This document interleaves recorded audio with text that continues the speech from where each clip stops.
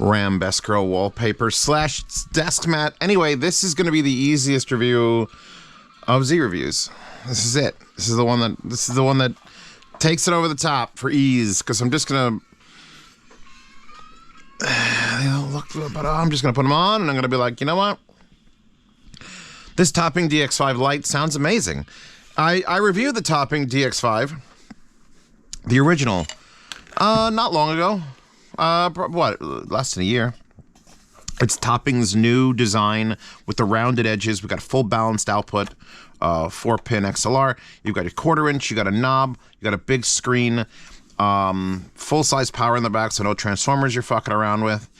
Optical, coaxial, Bluetooth, USB, RCA outs, which I still have these beautiful squeezy silicone covers on. I've got these RI cable, balanced cables. They finally sent me some balanced cables, which, look, if an Italian company is sending me free cables and they're like, they're just really pretty, and I'm like, fuck yeah, send them to me. So thank you to RI Cable for that. This sticker, though, here. See this sticker? Because this stickers, the high-res stickers, I usually peel them off and I put a waifu on there, which, you know, it's just because things are boring. This actually has a look to it. It's kind of like 2001: A Space Odyssey look, but it's still a look. It's still a look. I usually, you know, deal with it, but this Lite sticker is important. Because if you look this up on Apos, who sent this to me, where is it? Where is it? Where is it? Oh no, that's the wrong one. It's here. The second little paragraph. DX5 Lite versus DX5. I'm going to read this verbatim. All right? And then I'm going to explain why this is an amazing review. The only difference between the two models is that the DX5 features MQA rendering, while the DX5 Lite does not. Where the DX5 has an MQA sticker, the DX5 Lite has a Lite sticker. Other than that, these devices share the same great specs and features. $350 for the Lite. $450 for the not Lite, for the MQA fucking burdened one. Fucking.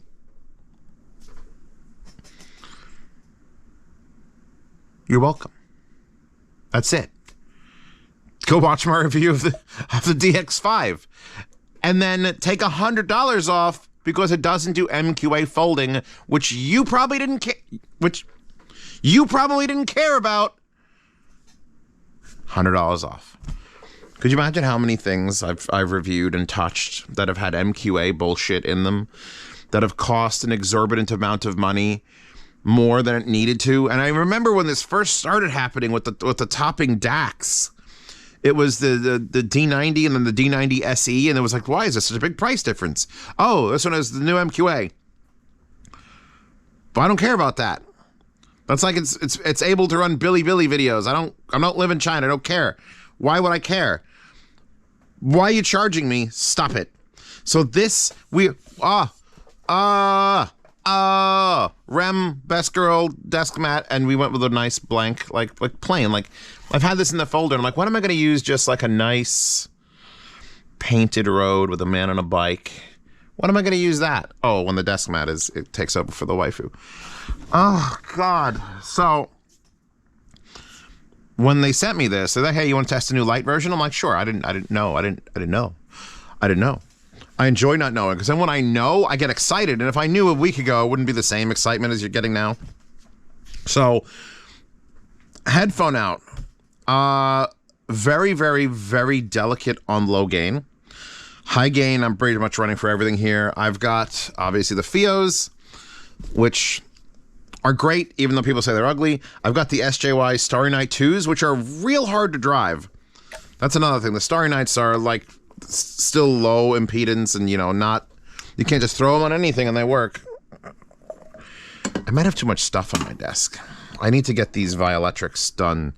They're chonk. I have this particular finish today. I have a whole stack of them there. They're not different, but he says they'll change because of the wood. But like if I'm on -19 on high gain, -10. Leonard Skinnerd. Perfectly fine. Actually, what is the spec? You know what? Let's. We got so much time. I've never been so relaxed doing a review because it's just like, wait, Zeos, you just MQA doesn't MQA, and therefore it's better in every way possible. How many watts does this fucking thing have? Because it feels. I don't remember the specs, so this is just. It's gonna be great. It's gonna be great. Headphone amp specs via 6.5. No, I want the headphone amp specs via the 4.4 XLR. That doesn't seem right at all. Those are wrong. Those are very wrong. According to this, the headphone amp section is 0.145 watts. What? I don't think that's how this works. It's powerful. Maybe the older specs on this make more sense. Headphone amps. No, they're the same numbers. What the fuck is this? 4-pin at 145 milliwatts is the total harmonic distortions. But what's the power? Oh, there you go. 1.8 watts at 32 ohms. Thank you. I don't know why they're giving me. There's just sometimes there's too many specs. And I'm just like, please cease. So low gain IEMs all day long. Unfortunately, does not have a 4.4. I would love this unit if it came with a 4.4, because there's nothing wrong with the big XLR, and people have headphones for this. But I feel like if you're buying a $350, I can't believe it's now $100 cheaper, a $350 combo, you're sort of looking for like a smaller, like lighter, and I don't know if you need this. Either way, you can get an adapter. The FIO comes with an adapter. The FIO headphones come with an adapter to 4.4. Or you could just go to Periapt and get a nice Periapt cable for your headphones. I guess we'll do a unit tour. We'll just pretend we've never done this before. 4-pin XLR, 1/4 inch out, screen, digital button. If we hold it down, we shut it off, it says see you. It doesn't say Space Cowboy. We press it again to turn it back on. It says topping. It comes back on. If you want to get to the menu without the remote, you got to do the thing where you shut the power switch off in the back, hold this front button in, turn it on. There you go. Now you have auto on. You can go into it and change settings. Auto off. Display. I'm actually going to put the display on high. Line out mode for the rears is on preamp, which I actually could change that to DAC because I'm using my stacks with the EHA5. Yes, electric static headphone amplifier. Yeah, okay. Gain is set to high or low. Output is currently PO. So you have PO, LO, and LO, PO. PO is not pre-out and line out. It's phones out and line out, even though that could be a pre-out. So it would be PO and PO, which we could change on the remote. Just as if you don't have the remote and you lose it, you can get to these settings. The line out is currently set to XLR. You could have both RCA and XLR, just RCA or just XLR, which is great if you have multiple things hooked up that you sort of want to let keep running. Like if you had a set of speakers hooked up and the speakers were RCA input and you didn't want to dick around with the volume on it, you would just disable the RCA output of this and then you wouldn't hear them. And you could have the XLRs feed to something else. And then I like options to switch. So then we've got Eat a salad. Mandy laughed her ass off when she first came here after a while, and I had set every 2 or 3 days, it tells me to eat a salad at this time of day. PCM filter mode, we don't mess with that. Bluetooth, I could actually disable because I'm not going to use the Bluetooth. I don't have the antenna on it. It just keeps it from fucking around with 97,000 other things. Phase invert or phase normal. Wait a second. Okay, so that's weird because it says phase invert, but it's not inverted. So now the phase is inverted. So now it's like, do you want to change the phase normal? And I'm like, yes. But then it says it's bad. They should have like phase currently normal or phase currently inverted, not the other mode. Dithering is an option. I don't remember on the original one, but you get low, medium, and high. And for some reason, low, mid, and high are all lowercase. I put it on mid. I don't know. Mid dithering just sounds like a band name. You could actually change the volume steps from 1 decibel to 0.5 decibel, which is fucking nice. How many turns do you want to give? I love anything with a digital knob that lets you actually customize it. So I'm going to leave it on 1 step because it actually is relatively slow for like big headphones. And then you got a cool option, which I want to praise, but at the same time, I'm having a real hard time hearing it.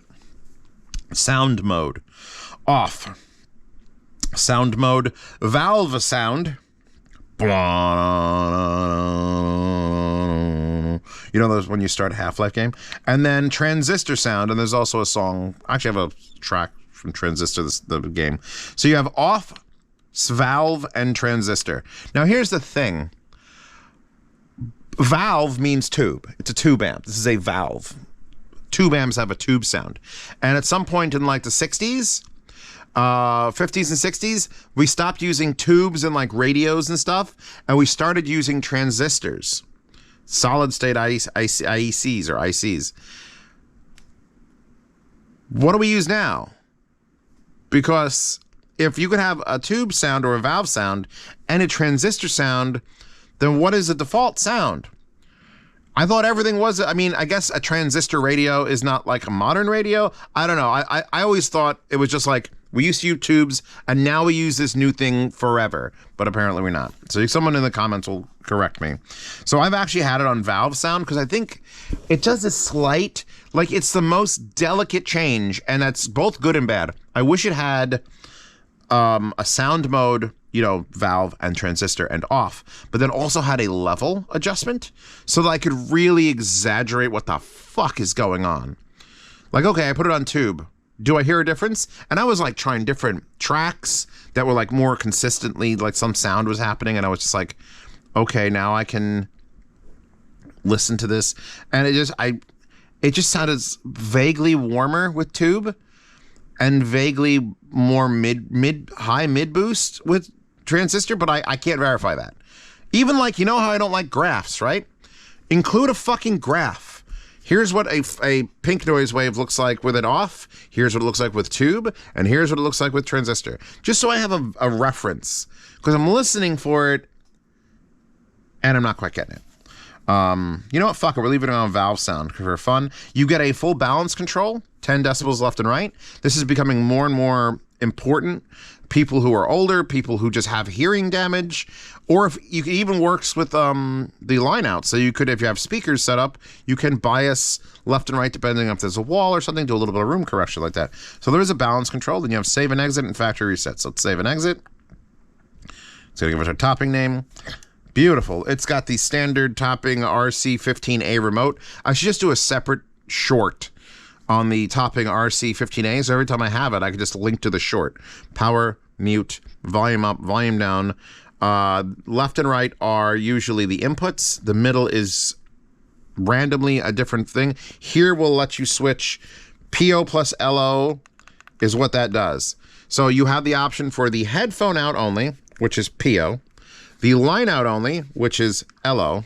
And you get to pick XLR, RCA plus XLR, or RCA with that one button. Or you hit this middle button here, you get both, and the volume control becomes a separate entity. So let's switch it back to line out, which is currently XLR, which is what I want to use. So I want to take these off. They're very, very pretty. They're very, very pretty. Hold that, please. We're going to put stacks on, and still haven't blown up my...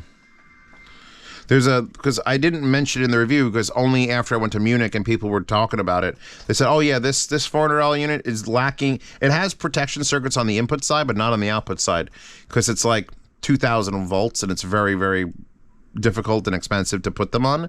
So they're just assuming that protecting the input side is enough. But if something goes wrong, what'll happen is it'll push way too much voltage through here, and it might arc between there, because it is electricity going in there. And if it arcs, it might rip a hole in the driver. Like it could be very bad. It could be very bad. It also could be a matter of don't turn the volume knob up too high, you'll break something. Which is what I've heard that argument as well. It's like, well, yeah, but you can blow up anything if you're not careful, so. Like, I could max this out on this, because this is a quiet track, but usually like 1 or 2 o'clock on the EHA5 with my L700s. And as far as assessing a DAC, which, by the way, it does carry over those transistor and valve modifiers through the lineouts and the balance through the lineouts, so it's nice. I have no issue with it as a DAC. It doesn't blow my socks off, but it doesn't sound bad. It's a good DAC. It's $350. I can't believe $100 went to no part of the build. Well, unless there was a physical chip that was the MQA decoder, but fuck that. Actually, we'll leave this plugged in if you wanted to, because it's not going to play out of that, because it's set currently. I want XLR only. I gotta switch it to just RCA only, or it's just the phones only, or everything. I think it's everything when you do everything, though. It's, you know what? I'm not against digital, like, tube adjustments or making it sound interesting and new. Just be good with it and make sure you can turn it off. It even says on the front, by the way, optical Arrow XLR. That's what's currently happening. 96K DAC, PCM, little rubber feet. We should probably look at the back for a second. Or did we look at the back? We already looked at the back. You know, it's a dirt basic build with $100 off. I absolutely recommend it. The alternative American choice would be the JDS Labs Element 3 Busto. I'd probably go with the Busto. I think that might have been $400, but that's also American made with a huge knob on top, not balanced. No balanced outputs and much less. Well, actually, you know what? It's got that screen with all the crazy. That is the craziest of volume adjustments, because you could set it not just the rate, but also the amount. So either one decibel or half decibel, but then how fast as you're turning it, it does it. Love features like that. So yeah, no, I'm completely 100% satisfied with this unit. I always was, and now that it's $100 fucking less, because they killed MQA, it's a no-brainer. This no-brainer. No-brainer. At $450 with this sort of power, with like 2 watts, it would have been like, all right, it's a little bit pushing it. But now, $350, I could buy it. It's buy. It's a solid, like, all-in-one and done. On your desk, you've got your XLRs for powered monitors. You've got your RCA for, I don't know, whatever else, other amplifier you want to use. If you want to use maybe a tube amp, boom, you got a real tube amp. Then you could do a tube DAC adjustment into a tube amp, and then you're fucking wild. But, you know, it's great. It's great. This desk mat, there's hair on it. This desk mat is great. We have a very bland wallpaper because of this. You'll see her come around every now and then. Rem was too easy. I rewatched the show. Rem literally flipped a switch and became just like this doting little fuck. Come on, Rem. You own yourself better than that. Rem's a bitch, but, you know, you get over it. Thank you, APOS, for sending this out. Patreon and Subscribe Star. Support this channel. If you like ramblings, please help me ramble. See reviews early, participate in yard sales, hear lossless sound demos, and all sound demos that have ever gone missing on the Patreon. And those yard sales, you get to bid on things from the 1st to the 10th of every month. If you win it and you're in the continental United States or Canada, I ship to you for free. So whatever your bid is what you pay. If you're international, if you live somewhere else, somewhere exciting and fancy like Munich or Italy, you pay half the shipping. But if you can't get a thing in your country, this is a way to get a thing in your country that you don't get in your country a thing. $10 a month, private behind-the-scenes Telegram chat, which is where the people know what's going on all the fucking time. So there's that. They get into a lifetime swap meet channel, so even if they stop being patrons of mine, you're in a channel with 370-something people who just like, hey, for sale, this. And you can say, hey, I want to buy this, and everything goes through PMs after that.